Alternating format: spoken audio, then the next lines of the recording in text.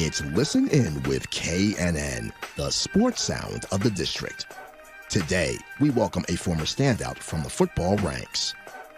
He played his college ball at the University of Nebraska, where he achieved All-American honors. He then spent 3 seasons in the NFL, playing for the Buffalo Bills, where he appeared in 2 Super Bowls with the team, and then with the Carolina Panthers. In 1997, he represented the United States in rugby at the World Sevens Tournament in Sydney, Australia. Today, he serves as a member of the NFL Alumni Chicago chapter, working for youth initiatives on the city's southeast side. It's Nate Turner, and he joins this live stream of Listen In with KNN now. Here's your host, Kelsey Nicole Nelson.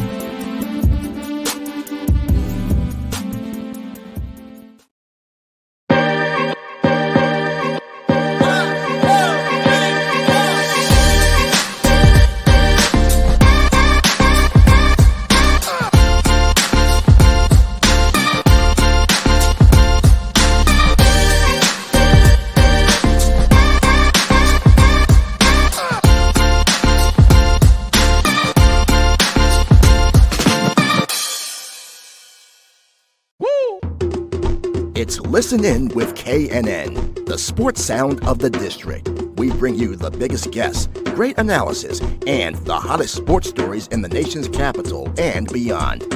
And we bring it to you live. Welcome to this live stream broadcast of Listen In with KNN. Here's your host, Kelsey Nicole Nelson.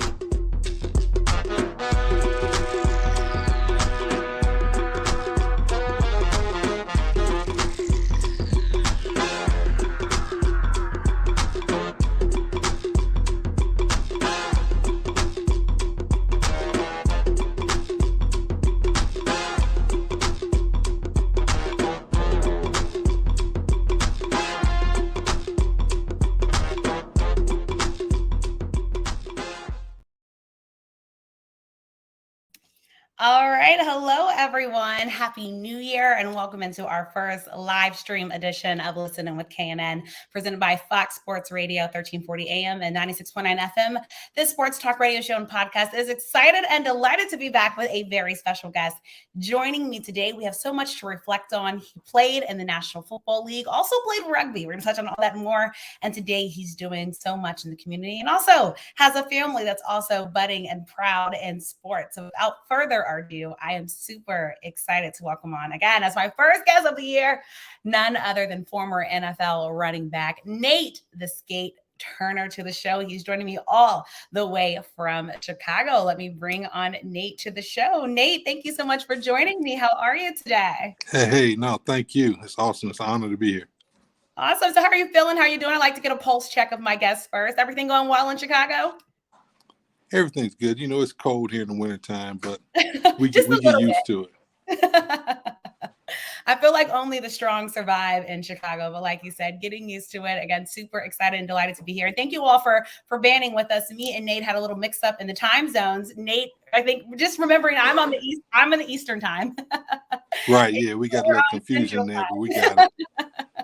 But we made it here. So again, excited to have you, Nate. So let's just get into it. Everyone's talking about the NFL playoffs. You're one of the teams that you used to play for, the Buffalo Bills, making a lot of noise. Before we get there, I want to talk about Damar Hamlin. And I think Damar Hamlin is a story that has really engulfed the entire nation, right? Everyone's talking about Damar Hamlin. I think he's inspired us all. The little heart emoji that he put on Twitter now on t-shirts. But I just want to go back to that moment. You know, it was just after New Year's. We were all watching this Monday night football game, Buffalo Bills taking on the Cincinnati Bengals, you know, a game that, you know, many of us were excited to see. But then all of a sudden, the injury happen. We see him make the Right. tackle on T. Higgins. He gets back up, and then all of a sudden he just collapses basically and falls on the ground. Nobody really knows what to do. And I think at the time when it happened, folks are thinking it's just another injury. But I think obviously as it went on, we saw just the severity of it. And I think when the broadcast mentioned 10 minutes for CPR, and you see just the players kneeling and you see the players' faces, I think that's when it became real to so many folks, and then seeing the ambulance come onto the field. I've seen your social media. I know this is something that you have talked about, but I just want to take you back to the moment, especially as someone who played in Buffalo and someone who played in the National Football League, knowing the injury risk, right, that happens in football. What was going through your head in that moment? Well, the injury risk playing the game. Right. But at that point in time, when that happened, you didn't realize what you were actually risking. You know what I mean? You never think you're risking your life. You're risking your body. But then for a split second, like, oh my God, I was actually risking my life. And I can't tell you the amount of phone calls that I received from guys I played with, guys I played with in college, guys I played with in Buffalo and Carolina. Yeah. And I was on the phone till like 3 a.m, just with phone calls with guys just being like, hey man, we need to get together. Life is short.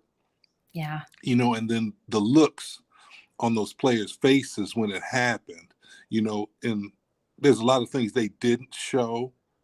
Right. Honestly speaking, there were things they didn't show. He was dead on the field. Right. His heart actually stopped, they mentioned, right? And what people don't realize, what happens when you pass? When you pass, you defecate and urinate on yourself. So he had, that's why everybody, they surround him real tight, and everybody, they weren't playing after that because nobody's ever seen anything like that before.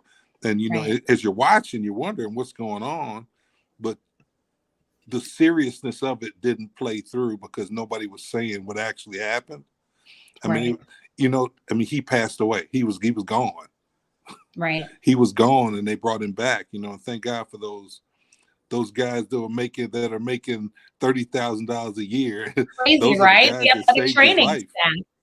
Yes. Just think about that. It's been so great, Nate, to see them get honored and really their recognition. But as you said, these guys who aren't making the millions of dollars, on the football field, they were the ones, and actually probably the reason why, right, that we're actually able to now see Damar Hamlin standing next to his teammates and potentially see him at the game, on Sunday. The reason why he was able to make it back home in Buffalo, most importantly, make it to that hospital, right, in Cincinnati. Right. Because getting from that point where they're doing CPR to the point where they use that AED machine, which is obviously extremely important, and to the point where they took the breathing tube out and he's breathing on his own, and then he just comes back. And the fact that during the week they patched in the team meeting with him, he wasn't speaking, but he did a heart emoji. Yes, that famous heart. Peace signs, right? And that's just phenomenal.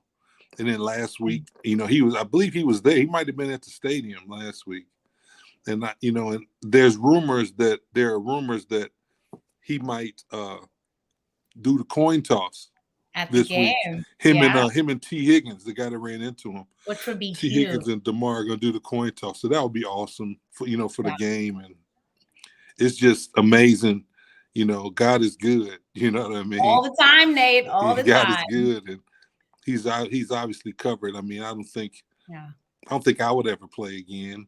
You know what I mean? If something like that happened, because now, it's a bunch of different risks involved, and his foundation is doing awesome. His foundation at Monday night, it was at $2,500, and right now it's like $8 million. So isn't that crazy? He went from trying to raise, what some would call pocket change for NFL player, right? The general manager said, he was like, well, last Christmas, they were trying to figure out who's going to get what toy. They were trying to make sure it's right. They had enough toys for all the kids. It's like, now he's going to be giving away cars. Yeah. For $8 million. Like, you get a car. The kids are about to be really happy. Which I think, it's phenomenal to see that, because, it's kind of like when you're watching a movie. We're watching a movie, Nate, there's usually going to be a good ending, but this was real life, and we just really did not know. And in my recollection, Nate, I had never seen anything like this. I've covered the game now for a long time. I've been a football fan for a long time, but to actually that moment, just really not know if we were going to see Damar Hamlin again. I think that's why people just wanted to just do something good, because this was a miracle. You know, you always ask for a miracle. We actually saw it. And as you said, to me, I'm a woman of faith. God did, you know, and that's why we get to see this 24-year-old, you know, young man. At 24 years old, you're not thinking, you know, most likely about, you know, a life-suffering injury. But as you said, now we have to kind of think about what's next for Damar Hamlin, right? That life after piece. And none of us can make that decision. You know, me personally, you know, being someone that covers the game, I think teams would be scared, probably, right, to probably have him play another down for them. You know, I'd love to see him, if he wants to, maybe get into coaching or coaching staff, you know, somehow, some way, you know, be around the game. Because as we talk about safety, the other person we're talking about, and this is somebody, you know, that it's serious, but obviously not as serious as Damar Hamlin, is Tua Tagovailoa, Nate, right? Somebody who has suffered 3 concussions now this football season. Somebody else we're saying, should he take another down in football? Another young, you know, guy that we just Well, everybody, I mean, the game is a funny game, and just like everything else, everybody has a certain sensitivity for things. Right. And once you figure out you have a softer head than most, Right. you know, you have to make a intelligent decision on that. You know what I mean? You've done some things, you played in the league.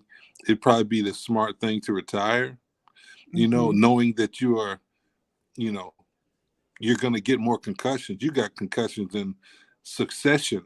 You know what I mean? And scary ones. Right. So, I mean, at some point you have to go ahead and give it up and try coaching or do something, you know, and God's got a plan for all of us. And just like I know he's got a plan for Damar, I mean, who knows if it's coaching or whatever, but it's a plan, and hopefully he listens to that small, soft voice and he does what he's supposed to do. That's what we're hoping. Because again, we want this story to continue. We want this happy ending to continue, you know, for Damar Hamlin, because he got another chance at life. That's what it was. He got another chance at life, and we witnessed that chance. And now I think it's been great to see not only him making the most of it, but as he said, for me, it was just great to see humanity come around. Like, this story went from a sports story to a news story to an international story, Nate. I mean, they were talking about this all around the globe because, again, folks had never really seen anything like this. But I think another kind of leeway that this led to now is former players I've talked to, current players, are talking about that collective bargaining agreement, Nate. And, you know, kind of what happens next. How do we best take care of players? I'm just kind of curious your thoughts. You know, we're seeing Buffalo kind of step up to help Damar Hamlin, you know, in terms of, you know, financially for this year. But, you know, as a former player, you know, as someone who has sons, right, that play sports, you know, what would you like to see the NFL do to just make sure we're best protecting players? And I mean financially, because yes, folks, when you go to the hospital, there's a thing called healthcare bills, right, that come. They might not come in, but they come later. So I think we're thinking about, you know, what next, not just for Damar, but other players who unfortunately might be in a similar situation. Well, I think the issue with Damar is that he's only played 2 years, you know, so he's not vested. Right. And the fact that he's not vested means later on in life, he's not going to get a pension. So he has to be real smart with, you know, with what he's given. And luckily, Buffalo went to the league. I know they had some type of clause in his contract, like in most contracts. If you go to IR, it takes your pay level and drops you down. Right. You know, and whatever they did, they figured it out, and they're going to pay him out throughout his contract, which was $4 million. Right. But I mean, $4 million is a lot of money. It's life-changing money. But you have to start living differently, you know what I mean, now. And, you know, he's young enough, and, you know, $4 million as a kid, he's going to be fine. Right. You know, he just has to have the right people, you know, managing his money, and he makes some smart decisions, and they'll be fine. But that's the first thing I thought was wow, he's not vested, and you know, he can't enjoy what I'm enjoying at this point in time in my life. You know, actually getting a check every month from the NFL. It's nice, right, Nate? Right, it's nice. Right. You know, I think that's so important for people to know because, you know, again, I think people sometimes forget sports is a business, right? I mean, you guys are playing the game because you love the game, but you also are trying to get that check. It's your way of life. And so I think that's why it was important for folks to actually know Damar Hamlin's situation. I think a lot more people are getting educated, you know, to that point. But once again, excited this young man has another chance. Hopefully, I think everyone would love to see him Sunday. I mean, I think the Buffalo Bills, in my opinion, Nate, I think they have become America's team. I mean, who doesn't love Buffalo right now? And just Buffalo's it's a different place. It's a different place. It's a loving atmosphere. The fans are crazy. They love you. There's no other sport there to compete with you. Right. So everybody in Buffalo knows everybody on the team from the top guy to the bottom guy. They know everybody. So it's not like, so, you know, you have opportunities to go out and speak as a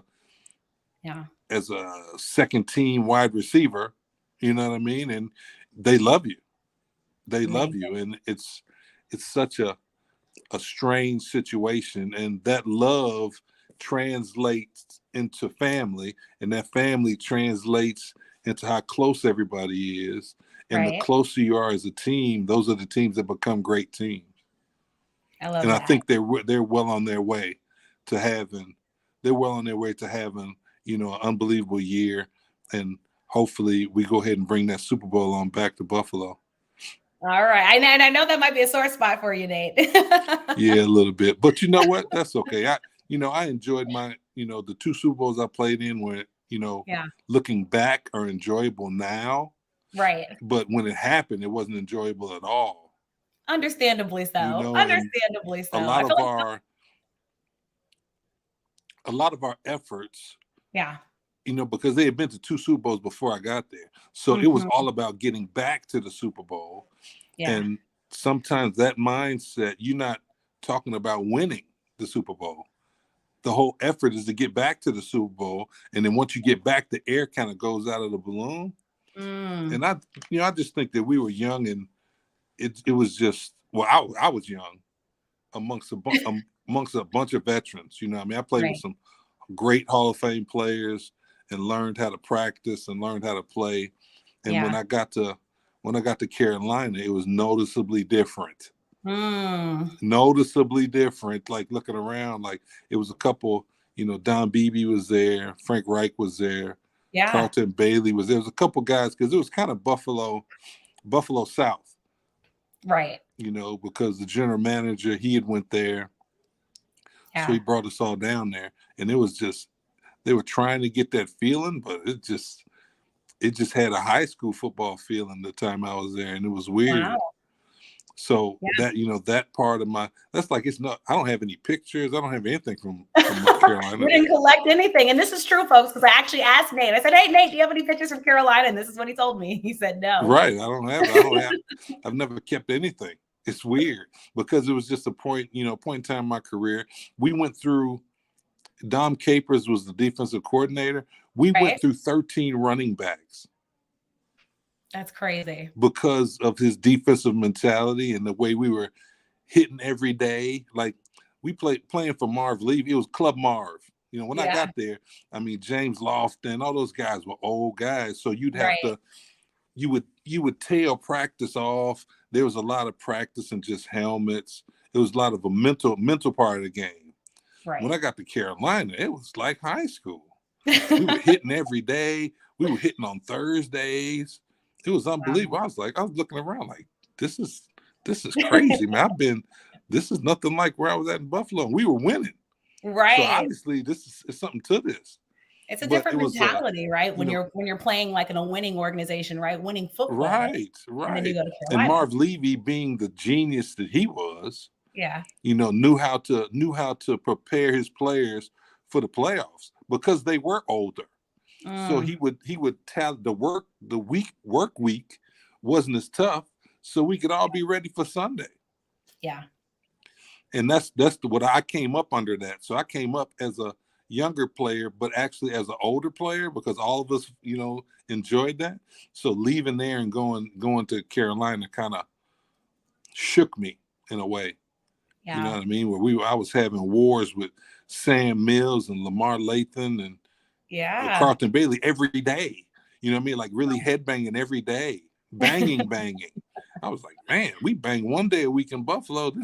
We banging 4 or 5 days a week. Like survivor mode.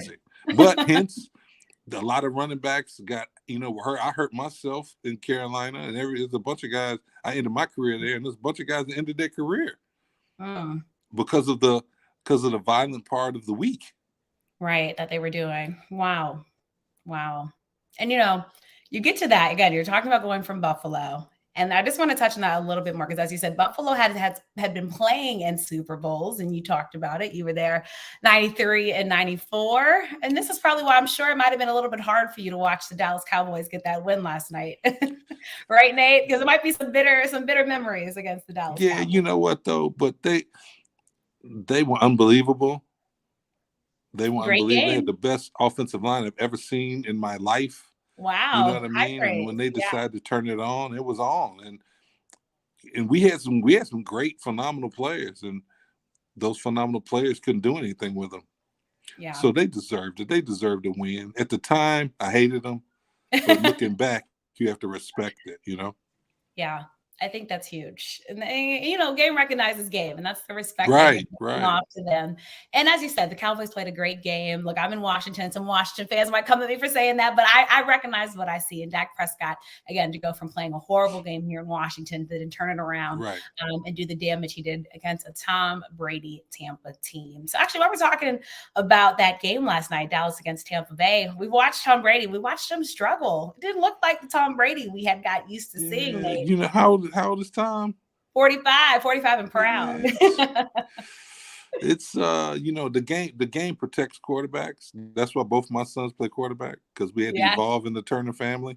And from running back to quarterback.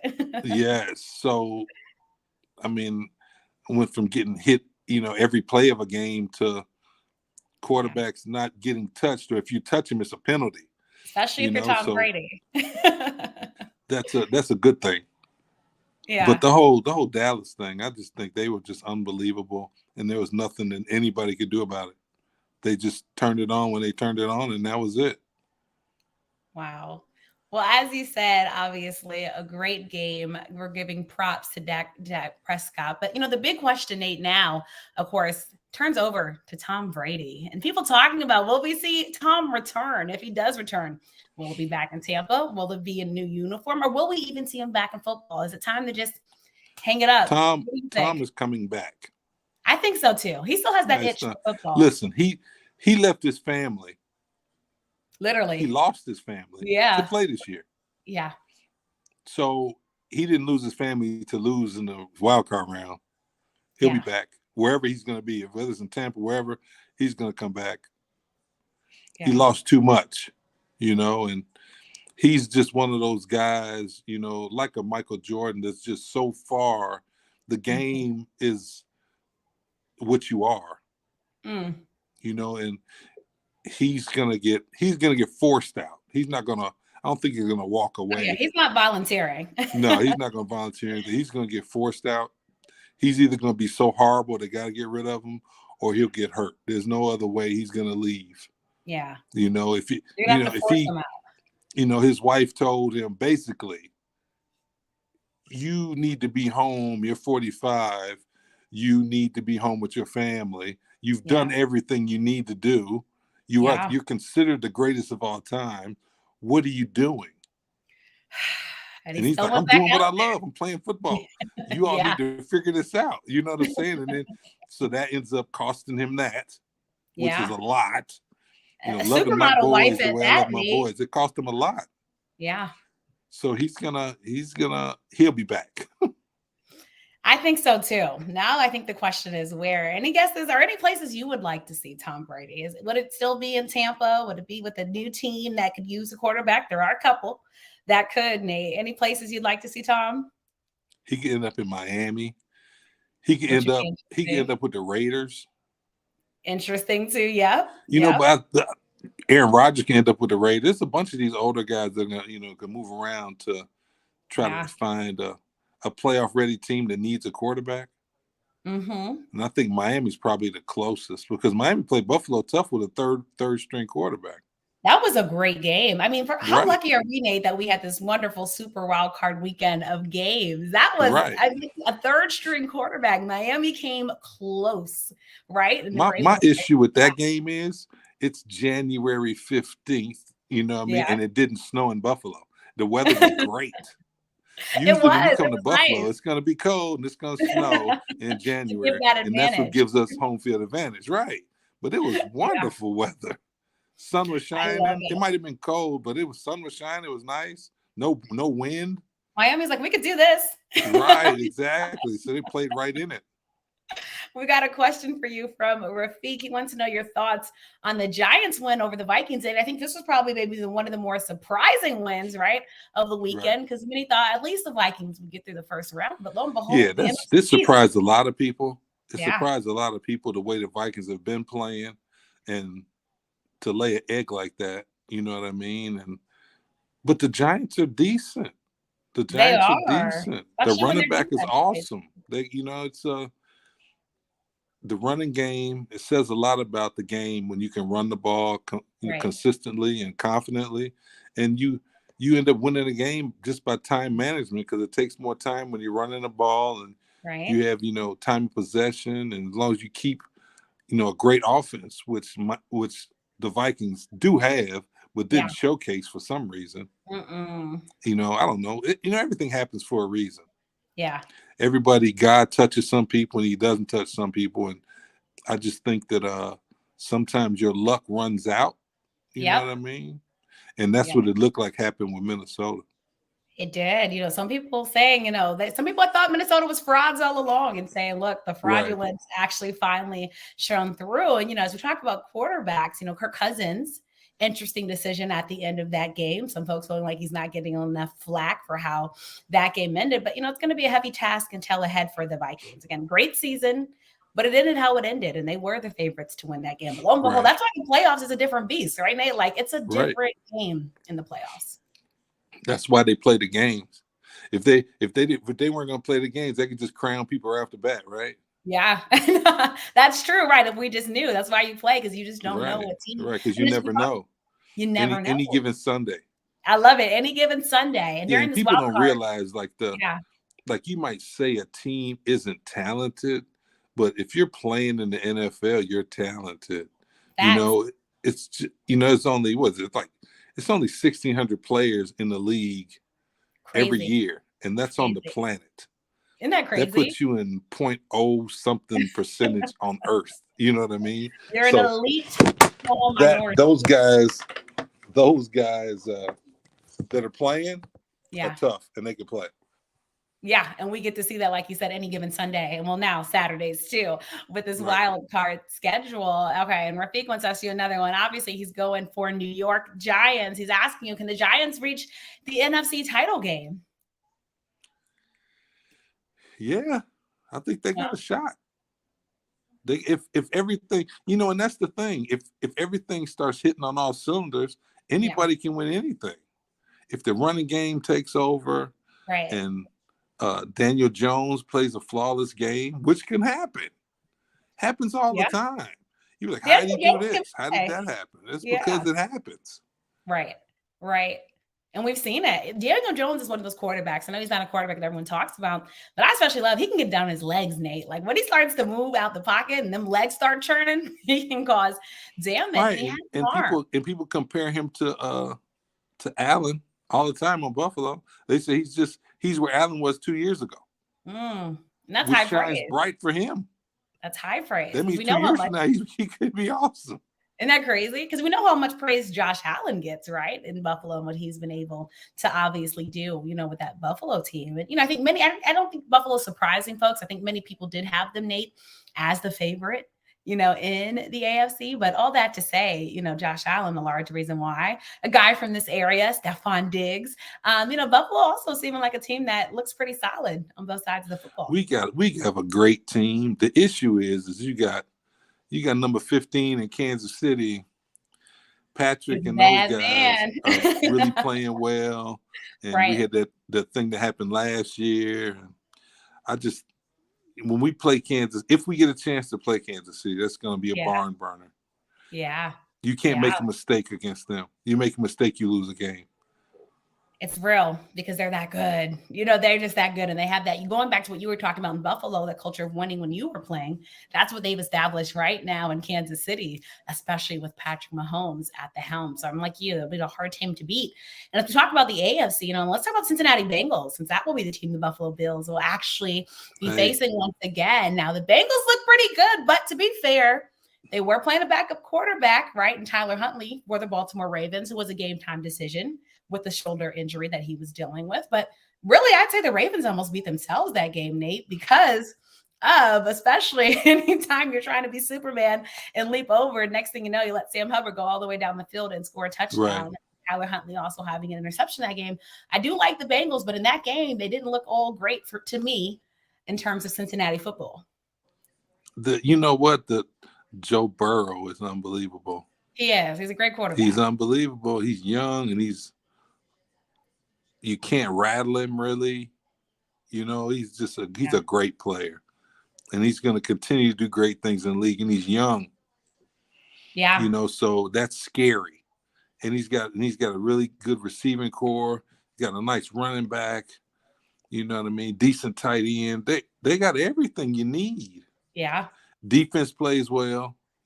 And that's when, just like the beginning of the game when DeMar got hurt, they marched down the field like it wasn't a problem. It was not a problem. It was boom, boom, boom, touchdown. And then we kind of struggled and kicked the field goal. And then that's when he got hurt after that. Yeah. But yeah, that's the Bengals game is going to be scary. Yeah, to say the least. I think that's going to be a very hard-fought game. And then I think it's also going to bring back some feelings because the last time we saw these two teams play, of course, as you alluded to, was the unfortunate injury. So I think it'll be a sentimental game, for many folks. And, you talked about field goals and extra point kicks. That became a topic last night, Nate, because some people didn't think the Dallas kicker was going to be able to get back on the airplane with the team. Right. Would he miss 5 in a row? I think it was 4 in a row. Yeah, luckily finally got one through. But when's the last time we saw that? Like, I think it's a crazy percentage. You don't miss 4 in a row, Nate. Before you play the game. So every Tuesday in the NFL, the team usually brings guys in. Like they'll bring in guys, and so you're trying to look and see who they're bringing in to work out to make sure it's not your position. Yeah. Because so Tuesday's the day off. But so you're not supposed to be around the stadium, but it just happens to be everybody goes in for something. You stop in to see what's happening, and then I was like, stop in to make sure they didn't bring in some fullbacks. And anybody, I could be on the bus the next day headed back to Chicago. Right. That's the way it is. You know what I mean? Unless you're a bona fide superstar, you're always on edge, or you're always trying to make sure that your position is locked down. But whether it be by special teams or whatever, you want to make sure you got a lock on your spot. You want to make sure you're safe. Right. You're trying to make sure you're good, right? You got a family to feed. You got kids, So that being said, I guarantee you that this week, tomorrow, Dallas will have kickers in the building. Somebody will be kicking. Crazy. But I mean, it's important. Now, luckily they were able to escape that game, but we know it's going to only get harder and harder as we now have the road to the Super Bowl and teams trying to get to Arizona. I mean, I think there were folks in the stands that were ready to volunteer, Nate, like, hey, you guys need somebody to kick. Look, throw me in the game, coach. I think that's how that was weird. That was a weird thing. And it's kind of a fluke. I don't know. There's so many moving parts to an extra point. Yeah. Or a field goal. And I had a buddy that played with me in Buffalo, Adam Lingner. Yeah. He played in the NFL for a long time. He's a long snapper. And he was like, well, the difference between kicking and being a long snapper is there's it's the moving parts in between. So he snaps it to the holder, and then the holder holds it. So if the snap is bad and the holder can correct a bad snap, a bad kick can't be corrected. True. It's on them. Right. So I just had a conversation with him today.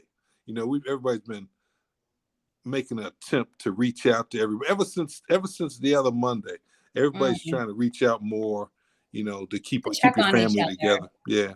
That's wonderful. I mean, it has to be a good feeling for you, right? I mean, you play the game, and we all know the NFL is like a brotherhood, right? It's so much more than the game, the conversations that we're not privy to in the locker rooms, the battle that you all go through, right? I mean, I think it's important, as you said. I think that's what Damar Hamlin, I think that's what it did for so many of us. It really did put life into perspective, because I think sometimes a lot of us take things for granted, right? And you never want to regret anything, I think, at the end of the day. Especially on a great team. Right. Because if you're on a great team, it's more of a family atmosphere. Yeah. So therefore, it's a lot more love amongst the players. Like Carolina, that's a couple guys I talked to because I knew him before. Right. Like I talked to Howard Griffin. I talked to a bunch of people. But the thing is that there wasn't a love fest. It wasn't a family feeling. Right. When I left there was no, I was like, good, let me get out of here. But when I left Buffalo, I was like, oh man, this is, it's like lightning in a bottle. You're part of some Super Bowl teams. Now, first of all, being drafted to Buffalo, they already had all the pieces together. They're coming off the Super Bowl, so now I have to gnaw and bite my way to make a You spot got for to find myself your place. on Yeah. this awesome team. Right. And then to stay there for, a couple years was awesome. And then leaving, it was just like, oh my God, now I gotta go to something else. But it's just whenever there's love and caring, those are the teams that make it further. Right. Right. Those are the teams that make it further. So, that being said, you can see it. You can see it in Cincinnati. They have it. You can see it in Buffalo. They have it. Kansas City definitely has it. Right. In the NFC, I don't know. The Eagles have it. Like great teams are great teams for a reason, because you care about the guy next to you, and you don't want them to fail. So you're going to do all you can do to make sure they succeed. Right. And on a team where that love isn't there, that's a missing piece of the puzzle. And when it's not there, because there's a bunch of individuals and everybody's like, I'm trying to get paid. And you see guys that'll, if it's not a contract year, not play up to par.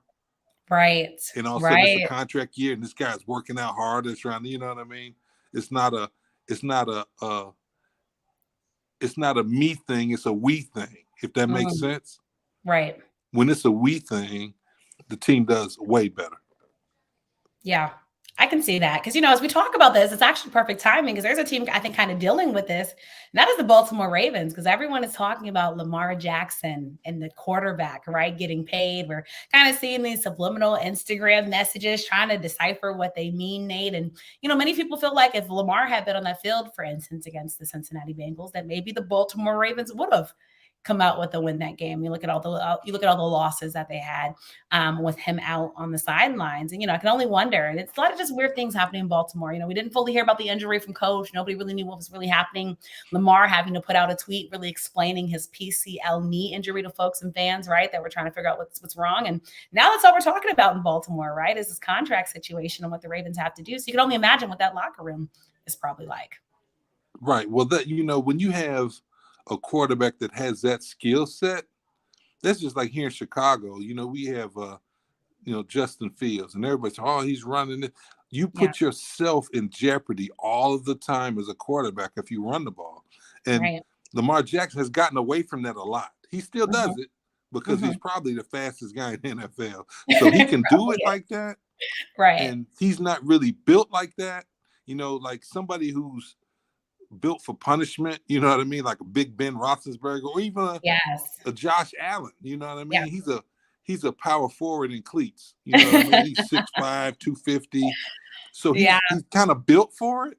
But a guy who's slighter in stature, a guy that's 6'2", 215 pounds, you're going to take a beating. And Lamar might even be skinnier than that. You know what I mean? He might be 200 pounds. Right. He tried to bulk up, but he's still a skinny guy. Right. So he has to think about his career, and think about, honestly, his skill set and what he does. So him not playing, it was probably the smartest thing for his career. It might not be the smartest thing for the team, but the team has to think about that also. Do you want him around? Do you want him to? But he needs to continue to learn how to be a pocket passer first. Same thing with Justin Fields. He has to learn how to throw the ball consistently from the pocket, because I can't name a running quarterback that's ever won a Super Bowl. Right. So, that's honestly how the game is. Be able to be a dual threat. It is what it is. You know what I mean? Yeah. So breaking a bunch of rushing records at quarterback doesn't really mean a lot to me. Yeah. You know what I'm saying? Because that's not playing quarterback. Yeah. And like you said, at the end of the day, what do players want? They want that ring. They want that ring to walk the ring with Nate at the end of the day. This is why we get excited around Super Bowl time, talking about contracts, kind of money. I would also like to, you touched on Frank Reich. And I want to talk about him because he talked about playing with him. But I want to talk about what happened in Indianapolis. And I think many people thought that whole situation was just weird and went down wrong. Obviously, they hired Jeff Saturday as head coach, Nate. And they didn't really get any better, right? I think Jeff Saturday won his first game. And then well, the Colts just continue to struggle. So just wanted to see if you had any thoughts on kind of what Yeah. went down in Indianapolis. Frankie J. That's my guy. Frank Reich is a great coach. He was a great quarterback. He played to his strengths. You know what I mean? He played to his strengths. And as a coach, I think he played to his team's strengths. Mm. But after a certain point in time, the conversations and everything get old. You know what I mean? Right. That's just like, for instance, who was a great college coach? The coach in Seattle. What's his name? You talking about Pete Carroll? Pete Carroll. So now Pete Carroll, when you're in college, it's great because you got rah-rah stories and you hear 4 years of rah-rah stories. Then you move on. Yeah. There's always a bunch of people that didn't hear the rah-rah stories who believe in the rah-rah stories. Once you get to pros, guys will be there 10 years. They'll be like, this dude's talking the same stuff he was talking, right. 5 years ago. Right. And so it becomes a thing where you have to evolve. And I think Pete Carroll evolved. And Frank, I'm not sure what really happened, but you have to have talent. Talent, that's to it. win this, in high level talent. I mean, everybody's talented, but everybody doesn't have high level talent, especially at the quarterback position. Right. So you really have to have a quarterback that can handle, his business. It's not like back in when the Ravens had that defense and it didn't matter who you had at quarterback. Right. That 2000 when Ravens Ray Lewis defense. was flying around, those guys were flying around. It didn't matter who. It just needed somebody with a heartbeat to hand it off. Just get the ball somewhere. Right. Get the snap and hand this off, and we go win this game. And that defense is gone, and I don't know if there ever be another defense like that. I mean, 85 Bears and them, that's close as you can get. The Steel Curtain in the 70s, right? Those are the top three defenses of all time, right? Yeah. So that's huge. You need to have defensive players. You need to have offensive players. You need a quarterback to control and throw the ball around and make great decisions. Yeah. And they smoked Frank real fast. Then they hired Jeff Saturday, who's a great guy. I get it. And I just really think, a lot of people, it became the whole racial thing, and there are a bunch of black coaches that should be, should have got the nod before him. Right. But I think this owner he just wanted to go in a different way. I don't think it had anything to do with race. I just think he was like, you know what, I'm gonna do this differently, and we'll see how it works. I mean, they can still get another head coach. He's interim, you know what I mean? Right. So I don't think Jeff Saturday will be the coach. Yeah, I think he just did them a favor to get them through the year. Yeah. And it didn't end the way that they wanted it to end, just right. I feel for Colts fans. I'm sorry, Colts fans. Me and Nate had no business or part of it. We probably would have went a different direction. But again, it just talks about just the hard truth, of football, right? And again, we talked about it. Football is a business. It really is, from the players to the coaching decisions. And, talking about ownership, talk about Jim Irsay. Washington now, Nate, is up we're hearing for sale, and we'll have a new owner sooner than later. And, a lot's been going on with the Commanders, but is there anyone you'd like to see maybe at the helm of this Commanders team as an owner? Yeah, you know what? I really like the head coach there. He's part of the 85 Bears when I grew up. So Rivera, he's a great coach, a great leader. And he just hasn't had, the talent level that, especially at quarterback. It ends up being a problem most of the time. Yeah, especially in Washington. That ends up being a problem most of the time, yeah. And they've had some, just the RG3 thing and him getting hurt. He played well, and then he got hurt. Why? Right. Because he runs the ball all the time. So that ends up being, a sticking point when you got, your quarterback's your marquee guy who makes all the money. You can't put him in situations where he's going to get hurt. And you especially can't have himself put himself in situations. Right. A lot of those running quarterbacks, they put themselves, even Josh Allen scares me sometimes, but the fact that he's, LeBron James in tights and cleats, it makes it a little, different because people are scared to hit him. He's a big guy, right? He's a huge man, right? And like you don't realize how big that is until you actually see basketball players. Yeah. He's a power forward in cleats, and it's weird. Just like Cam Newton was like that. You're like, he's a mutant. Cam a big guy. Yeah. Right. Like he's a mutant. Like he's huge and he's athletic. Jameis Winston is a big guy. You know, like you said, there's some right. Another one, right. So no, I love that. You know, those guys are a different breed of guy. So and now, you know, you get to the point now where you're getting a lot of these quarterbacks that are, you know, 6'2", 215 pounds with a different skill set. They can run a little bit, they can throw, but you have to be able to throw. The whole Kyler Murray experiment is about over. You know that things aren't going so well there. Because you know, and that's because these defensive coordinators. I don't know if you know this, but a lot of coaches are either their wives are 100% in and they know what they're in for, or they're divorced. It's not a middle of the ground thing, because it's either or. Coach spends so much time in the office because they're figuring stuff out. Right. I mean, I guarantee 80% of these coaches have a bedroom off their office because they're there so late. They just go to bed and then wake up the next day and get right back to it, you know. And so therefore, once someone is beat, like a phoenix, the blueprint is there for the next team to beat them. So all it is you know, breaking down film and figuring that out. Right. And then just duplicating that again. Unless the offensive coordinator can come up with something different. And they usually don't, because offensive coordinators become comfortable with what wins. Yeah. So it ended up being, okay, they were kicking butt for a while. Then all of a sudden these defensive coordinators start figuring it out. Yeah. That's like just like with the 85 Bears. Remember, that defense was unbelievable. And then they lost to Miami. Once they lost to Miami, that blueprint was there. Yeah. Then everybody did exactly what Miami and what they Dan did. Marino did. Then now they're run of the mill team. You know, Walter's old, defense is old, and then they just start getting beat. Yeah.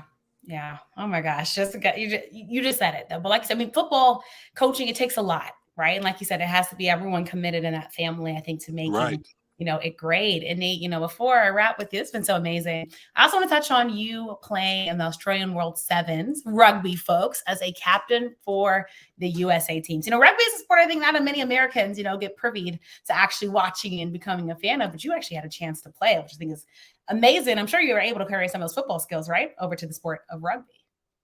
Yeah, well, you know what? I had hurt my knee, and I was rehabbing my knee in Carolina. And then I had a lawyer from Australia called me and asked me if I wanted to play rugby. Yeah. And I was like, you know what? He was like, in Australia. And I was like, you know what? That's interesting. I was like, I don't have a contract with Carolina. So I'm kind of just free. So I was like, you know what? I'm going to go ahead over here and try this out. So I went over as a part of the USA World Sevens team. Yeah. And we had a coach that was an awesome coach. And like, I never played rugby before. He taught us the game. And and it was a bunch of, you know, ex-college players and a couple guys that had a cup of tea in the NFL. I was the oldest, you know, and the captain of the situation. Yeah. And it was fun. You know what I mean? If you like violence, it's fun. You know what I mean? If you like hitting people, it's fun because you get to play offense and defense, and it's just, you know, it was fun. It was really fun. We didn't do really well. We didn't do well, but I did well enough that the Parramatta Eels, after that, the Parramatta Eels offered me a contract to play for them. So I played in Parramatta for a year in Australia. And it was unbelievable country, fun, you know, and I think the main thing I took out of it was the difference in racism, which is so the Aborigine is the one that all the racism is to aim towards.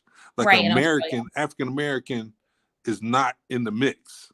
So you're not in the mix. So therefore, as far as just society wise, as far as, you know, they already have their preconceived notions about Aborigines and this and that. So that just goes to them. We're just Americans. They just consider you an American, right? We're all categorized as one, right? Right. It was weird. Wow. It was really weird. And everybody over there, all the women over there are trying to get to America. And understandably so, probably, right? Hey, take me to America. Say that again. I like your accent. You know what I mean? Wow. It was a weird time. So you were popular, it sounds like. And the thing is that, so being American and being, raised in a situation where, as a single man, you go into a bar, you walk around, you talk to the girls. Right. Australian men don't do that.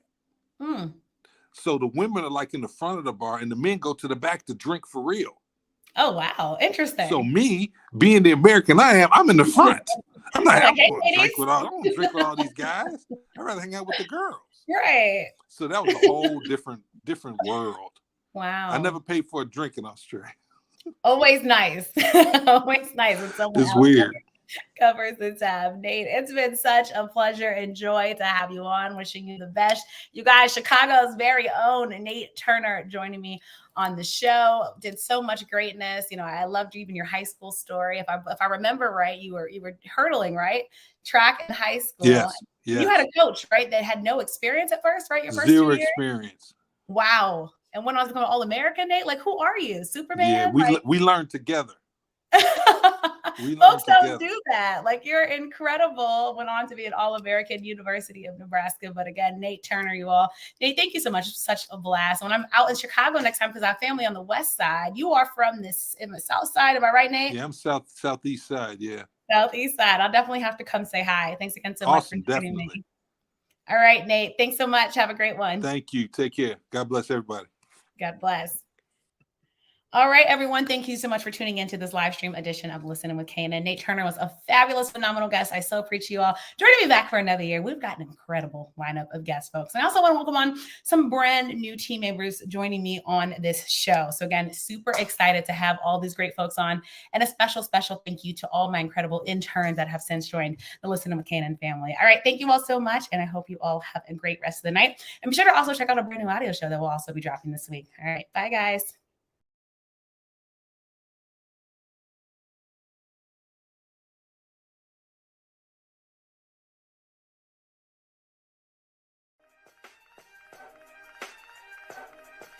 Follow Kelsey on social media at The Real K Nelson.